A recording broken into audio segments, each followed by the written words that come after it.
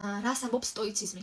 აპატია შენ მტერს, ჩაეხუტე, გაუგე. რას ამბობს მაკიაველიზმი? მოჰკვეთე ადამიანს ის ხელი, რომელმაც გაბედა და აიღო შენზე ძალა. ო ხალხო, ეს თემა რო არ წამოვიჭრა. მაგის გარეშე როგორ შეიძლება? ანუ სტოიციზმი თუ მაკიაველიზმი? რომელი ფილოსოფია არის ყველაზე უფრო უკეთესი? ეს არის მოკლედ ხალხო რადიკალურად განსხვავებული აზროვნება ადამიანის, ასე ვთქვათ.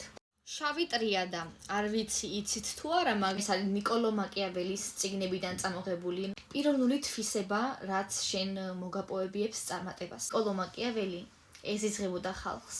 იტალიელი ფილოსოფოსია, მაგრამ მის წიგნებს ძალიან ბევრი ვერ იტანს, იმიტომ რომ მისი ძირითადად ეს შავი ტრიადა ნიშნავს მეუბნება, რომ იყო ნარცისი, იყო ფსიქოპატისავით, ანუ ბაძავდე ფსიქოპატს და მაკიაველიზმის ძირითადი თვისება, ასე ვთქვათ, არის ის, რომ ანუ მაკიაველიზმი ზოგადად ეგ დაჯგუფებაა, ვინც ნიკოლო მაკიაველის წესებს, ასე ვთქვათ, მიყვება და მისი წესები არის ის, რომ აი წიგნიც კი დაწერა მაგაზე.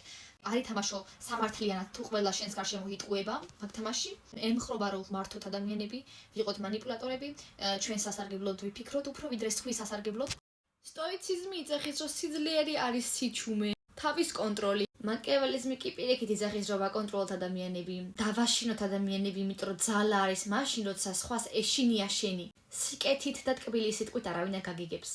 ეს სტოიციზმი სიტყვა წამოვიდა, იმიტომ რომ ადრე იყო ბერძნული ფილოსოფიური სკოლა და აი მან დასწავლიდნენ მაგას, როგორ ვაკონტროლოთ ჩვენი თავი, როგორ არ ვიყოთ ბოროტები, რატო არ უნდა ვიყოთ ბოროტები, რატო არ უნდა ვიტყვებოდით.